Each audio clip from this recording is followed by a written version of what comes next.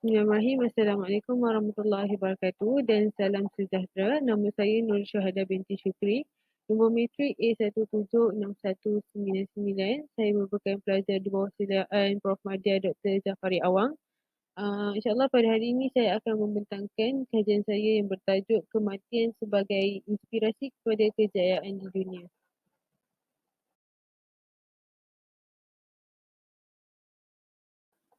Jadi saya teruskan kepada objektif kajian iaitu adalah untuk mengenal pasti hakikat kematian menurut Islam, mengkaji tujuan kehidupan dan penciptaan manusia dan yang terakhir adalah untuk menganalisis kaedah memperingati kematian sebagai faktor kejayaan manusia. Permasalahan kajian kita dapat lihat daripada kealpaan manusia dapat menyebabkan kematian dianggap salah satu ancaman yang menakutkan. Di samping itu kita dapat ketahui secara umumnya kita mengetahui bahawa ajaran Islam telah memberikan panduan untuk mencapai kehidupan yang cemerlang. Jadi kematian yang merupakan sebahagian daripada kehidupan kita dapat lihat mempunyai beberapa manfaat daripadanya. Yang mana kesan daripada memperingati kematian akan menjadi pendorong ke arah kejayaan seseorang manusia itu. Seterusnya adalah sorotan kajian yang diambil daripada beberapa kajian lepas, iaitu yang pertama daripada Amini Amir Abdullah, daripada tajuk jurnalnya Mengingati Mati dan Peringatan untuk Yang Hidup, yang mana telah menjelaskan tentang kematian daripada sudut definisi, hikmah dan juga hakikat. Melalui jurnal ini juga telah mengisahkan tentang keadaan dan suasana ketika kematian Nabi Muhammad SAW dan juga telah menjelaskan tentang kematian yang tidak mati yang dilalui oleh para mujahid Islam, yang mana golongan ini mendapat tempat di sisi Allah kerana tetap hidup di sisinya. Dalam jurnal ini juga telah menjelaskan tentang hakikat kematian yang juga menyentuh daripada aspek malaikat maut, hakikat hari kebangkitan dan juga persediaan kematian. Seterusnya daripada Umar Latif, iaitu konsep mati dan hidup dalam Islam, pemahaman berdasarkan konsep eskatologis, telah menjelaskan dan menghuraikan tentang konsep mati dan hidup yang diambil daripada Al-Quran. Apa yang difokuskan adalah berkaitan dengan setiap ayat yang digunakan bagi merujuk kepada dua konsep ini dan juga terdapat perbahasan ringkas yang itu berkaitan dengan roh dan juga malaikat maut. Di dalam kajian ini juga telah menyatakan tentang hubungan etik, spiritual dalam kerangka eskatologis yang mana konsep kematian secara tidak langsung mempunyai hubungan dengan kewujudan manusia. Daripada dapatan kajian ini juga telah menyatakan bahawa mati itu adalah terkandung dengan ciri-ciri penyucian, perpindahan dan juga pemisahan. Seterusnya daripada Safiah Abdul Razak, Cik Zarina Ta'ari dan Cik Muhammad Hilmi Cik Abdullah Rahman, iaitu dengan tajuk jurnalnya Muraqabah dan Mahabbah menurut Al-Sarraj, satu analisis menurut perspektif pembangunan rohani insan yang mana telah menghuraikan tentang peamalan tasawuf dengan membincangkan konsep muraqabah dan mahabbah yang berfungsi sebagai satu konsep penyucian jiwa. Namun apa yang dipertekankan dalam jurnal ini adalah langkah pembangunan aspek dalaman ataupun rohani. Yang mana hasil daripada kajian telah menyatakan terdapatnya hubung kait antara akhlak dan tasawuf dalam kehidupan. Dan juga maka daripada konsep muraqabah dan mahabbah itu telah menyatakan tentang keperluan dalam kehidupan dengan berlandaskan keimanan dan kehambaan. Seterusnya yang terakhir adalah daripada Komarudin Hidayat, iaitu tajuknya yang bertajuk Psikologi Kematian, mengubah ketakutan menjadi optimis. Kematian di dalam karya ini dijelaskan daripada sudut yang berbeza, yang mana penulis memulakan penulisan dengan menyatakan tentang makna kelahiran manusia yang hanya diambil daripada pandangan penulis. Demikian itu penulis memperincikan tentang pencarian makna sebelum kematian. Seterusnya, kematian juga dipandang daripada sudut yang berbeza, yang mana ianya perlu diambil sebagai satu hal yang positif. Menurut dapatan penulisan ini menyatakan tentang kematian haruslah didepani dengan kedamaian, bukanlah ketakutan. Pada yang mana pada akhirnya ketakutan itu akan memakan diri seseorang manusia. Jadi terdapat beberapa persediaan yang dapat dilakukan oleh manusia itu sendiri, iaitu daripada segi emosi, agama, rohani dan lain-lain.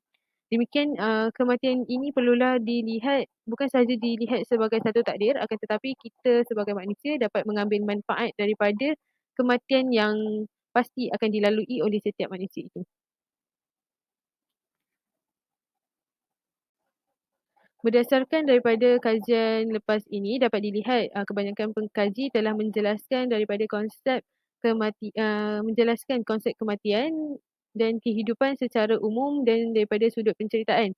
Terdapat juga kajian yang menyatakan tentang kejayaan yang hanya ditekankan secara konsep dan tanpa berkaitan dengan pengetahuan manusia yang sedia ada. Justru kajian ini dilakukan adalah untuk memfokuskan kepada kajian tentang kejayaan yang berfaktorkan daripada memperingati kematian sebagai satu pengetahuan umum dalam kehidupan manusia. Seterusnya adalah metodologi kajian yang mana kajian ini menggunakan kaedah kualitatif dengan pengumpulan bahan melalui analisis dari kandungan bahan-bahan ilmiah serta melakukan tinjauan dari kajian-kajian lepas.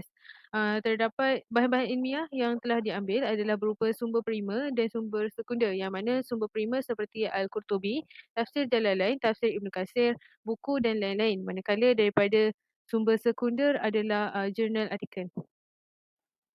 Dapatan dan perbincangan. Yang pertama adalah hakikat kematian yang mana kita lihat bahawa kewujudan kematian adalah sebagai salah satu proses dalam kehidupan.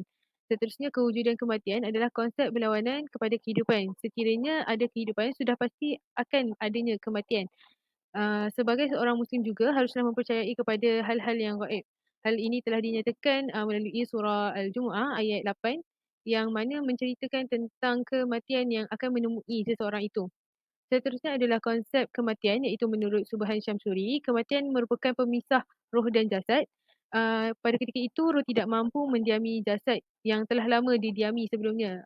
Hal ini berlaku dengan kehendak Tuhan yang memerintahkan kepada malaikat Israel untuk mencabut nyawa seseorang itu. Seterusnya, roh akan dihimpunkan dan disaksikan kepada Tuhan Yang Maha Esa iaitu dinyatakan melalui surah Al-A'raf ayat 172. Seterusnya menurut Al-Qurtubi, kematian adalah kafarat bagi segala penderitaan dan sakit semasa menderita kesakitan akan kematian. Kesakitan yang dialami adalah hasil daripada dosa ataupun kesalahan yang dilakukan oleh individu itu sendiri. Bahkan juga kesakitan ini akan meringankan beban seseorang apabila ia masuk ke alam seterusnya. Di dalam Islam juga telah menganjurkan untuk bersabar dalam menghadapi ujian kesakitan ketika sakaratul maut. Hal ini kerana kesabaran yang dialami akan diberikan ganjaran pahala dan juga menunjukkan sifat kehambaan dan ketakwaan diri kepada Tuhan Yang Maha Esa. Seterusnya adalah tujuan kehidupan. Yang pertama, Al-Quran telah menjawab kepada fahaman manusia itu haiwan yang bermasyarakat dan berevolusi semata-mata. Menerusi surah Al-Mu'minun ayat 117 telah menyatakan bahawa manusia tidak diciptakan secara sia-sia. Dan tujuan manusia diciptakan adalah terdapat perkara-perkara yang bermanfaat daripada manusia itu sendiri. Yang kedua adalah menurut Yusuf Al-Qardawi telah menyatakan bahawa tujuan penciptaan manusia tidak lain dan tidak bukan adalah beribadat kepada Allah semata-mata. Namun perkataan ibadat ini bukanlah hanya merujuk kepada hal-hal yang terdapat di dalam rukun Islam. Bahkan ibadah itu mempunyai uh, ruang lingkup yang lebih meluas.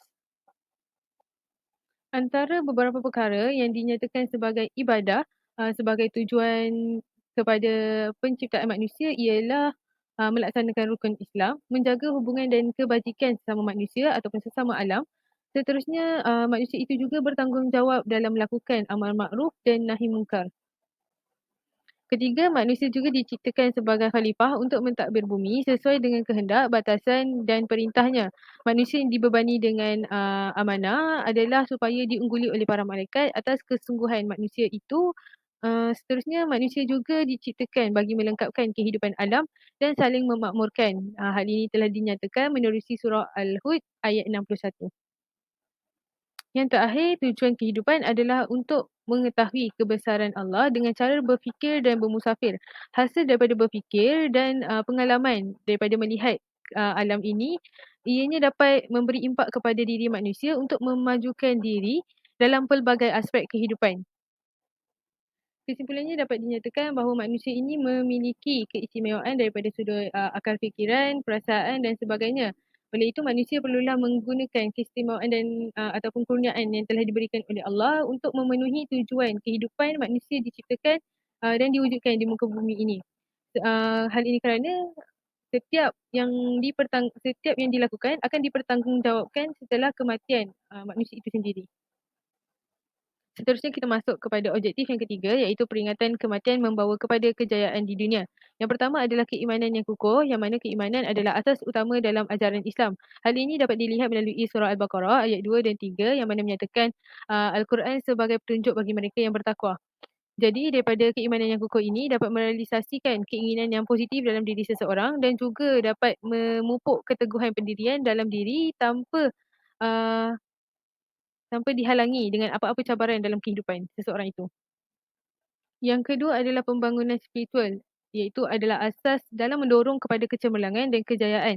Dan ia juga adalah faktor pembangunan ketamadunan yang menghasilkan perubahan yang positif dalam kehidupan seseorang itu. Jika seseorang mempunyai tingkat pembangunan spiritual yang tinggi, akan mendorong seseorang untuk menghasilkan satu kejayaan tanpa mudah putus asa dan tanpa dihalangi dengan apa-apa cabaran dalam kehidupan. Daripada kecerdasan spiritual yang tinggi juga dapat memberikan beberapa kesan positif yang lain, iaitu yang pertama mempunyai kepribadian yang kukuh, yang kedua seseorang itu akan mempunyai hala tuju kehidupan yang jelas, dan yang ketiga seseorang itu mampu menghadapi cabaran dalam kehidupan. Ketiga adalah pemikiran optimism, saranan daripada Komarudin Hidayat yang menyatakan bahawa kematian ini perlulah disambut dengan positif dan optimis. Justru kematian, beliau telah menyatakan bahawa kematian yang baik adalah dari kehidupan yang baik. Rasa takut yang muncul dalam diri manusia adalah punca kepada manusia untuk mudah putus asa. Seterusnya dalam menghadapi ketakutan terhadap kematian, manusia perlulah bersiap sedia dengan amalan ataupun tindakan selaras dengan panduan daripada ajaran Islam itu sendiri. Justru itu manusia juga perlu menjadikan dunia sebagai jambatan kepada kejayaan di dunia dan juga di akhirat. Yang keempat adalah pengaplikasian teori self-image yang merupakan teori asas bagi memahami tingkah laku seseorang sama ada diri sendiri ataupun orang lain.